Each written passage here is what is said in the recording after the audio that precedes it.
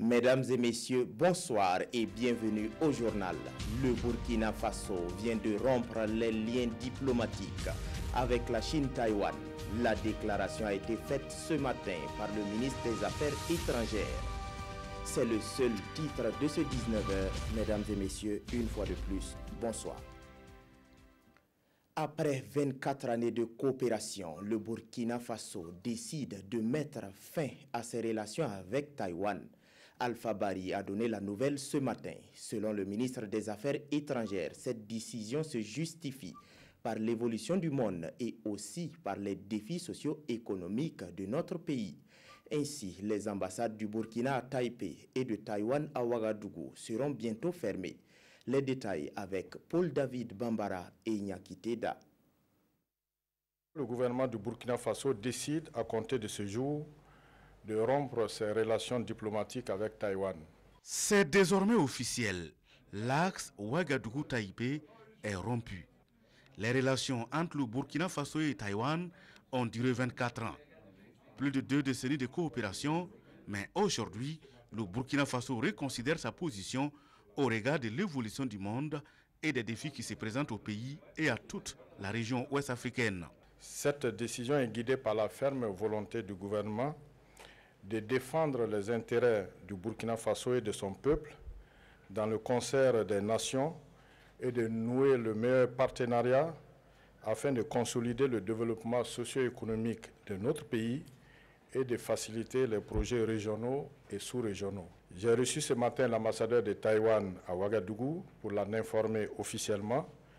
Avant lui, j'ai échangé par téléphone avec notre ambassadeur à Taipei, Aminata Sana Congo.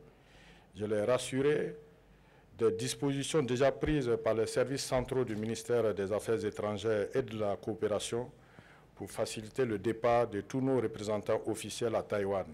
Des dispositions sont également prises pour la fermeture de l'ambassade du Burkina à Taipei et celle de Taïwan à Ouagadougou.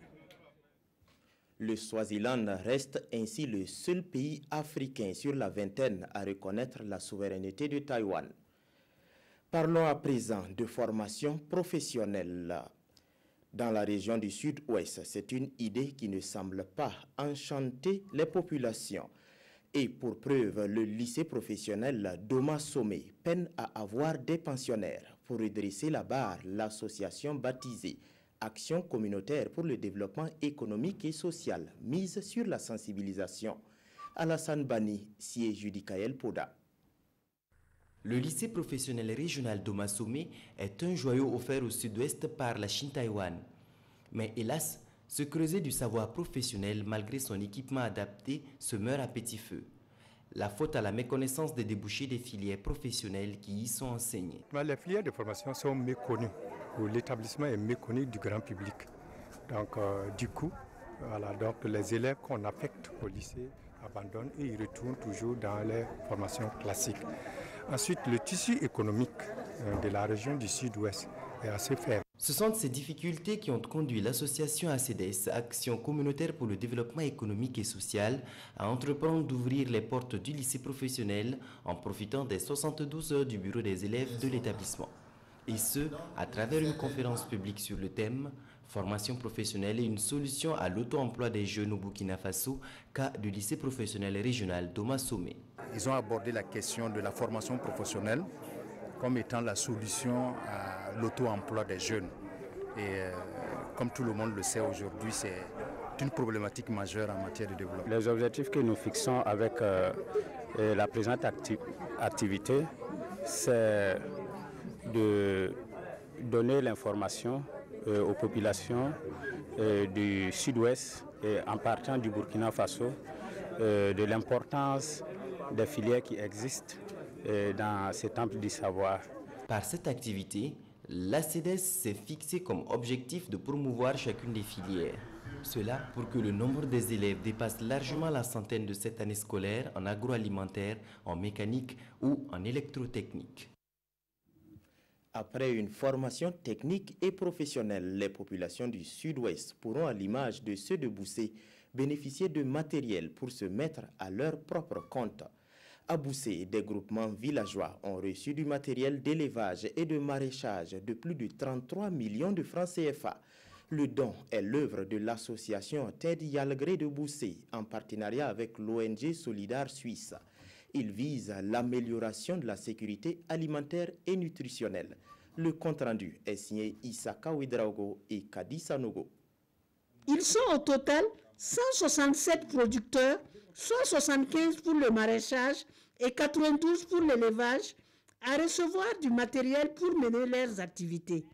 Cette remise de matériel à ces groupements villageois de la commune rurale de Boussé intervient après une formation technique dans leurs domaines respectifs. Un geste de l'association Tenyalgré de Boussé, dont l'une des missions est de créer les conditions d'un mieux-être et d'autonomisation des populations à travers l'amélioration de la sécurité alimentaire et nutritionnelle. C'est un système qu'on a mis en place quand on a donné des moutons en 2016. Et ces bénéficiaires nous ont retourné 2 sacs et on a donné d'autres personnes. Et encore, il y a pour le maraîchage aussi, c'est la même chose. C'est un nouveau système qu'on est en train de mettre en place. Comme ça. Nous sommes contentes de recevoir du matériel pour le maraîchage et l'élevage de la part du président de l'association. Nous allons mettre les bouchées doubles pour bien travailler. Notre souffrance est terminée.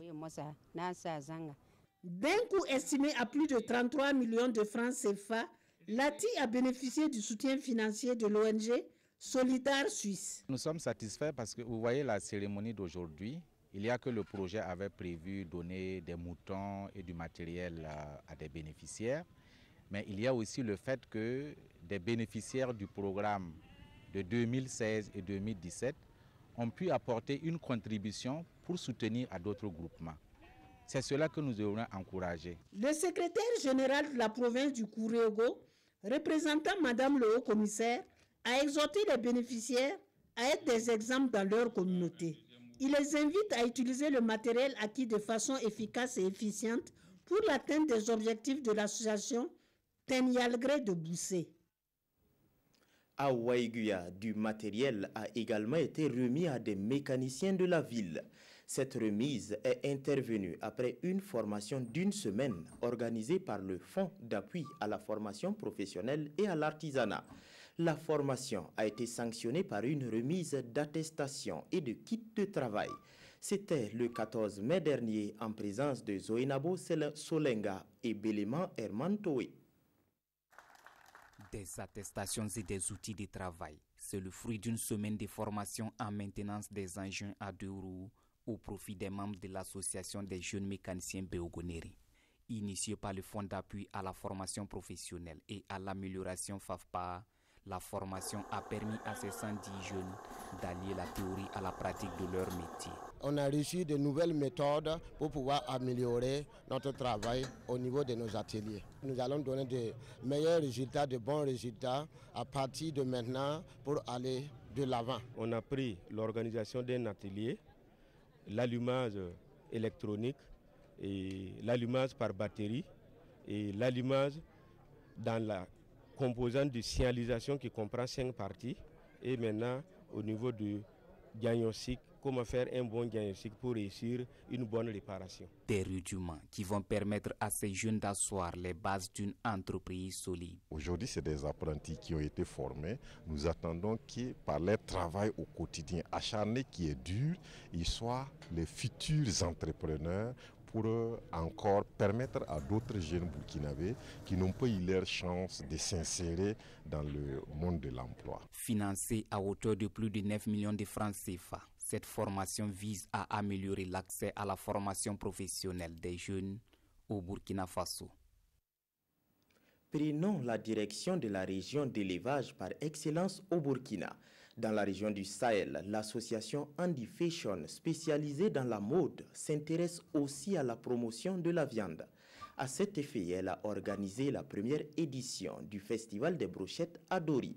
Suivons les grands traits de ce festival avec Bourema Kane et Seydou Zon. Visite de stand et dégustation de brochettes. Nous sommes à la première édition du festival des brochettes de Dori, dénommé Festibro. À travers ce festival, l'association Andy Fashion entend faire la promotion de la viande au Sahel. Voilà, cette fois gastronomique là, c'est une première dans la région du Sahel. Mais en tout cas, malgré que c'est une première hier et aujourd'hui, en tout cas, nous avons eu pas mal de personnes qui étaient là. Il y avait pas mal de personnes qui viennent, surtout à partir de 18h jusqu'à l'aube. Le Sahel est une zone d'élevage et selon le premier responsable des ressources animales de la région, ce festival a toute sa raison d'être. Ce festival invite à la consommation. Et qui dit beaucoup de consommation, bien sûr, il faut qu'il y ait beaucoup de production également. Ce festival dit également commercialisation.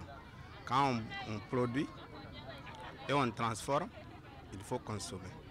Donc bien sûr que ce festival-là est le bienvenu et contribue fortement, bien sûr, à faire valoir les produits animaux. Je vends des mets locaux, des brochettes, des poulets au l'ail, poulet au macaroni au soumbala, des poulets aux moutardes, des frites. Ce festival des brochettes vise également à valoriser l'art culinaire. Le public est donc invité à déguster une diversité de mets. C'est tout pour ce journal. Merci pour votre attention. Bonne suite de programmes sur la RTB. Bonsoir.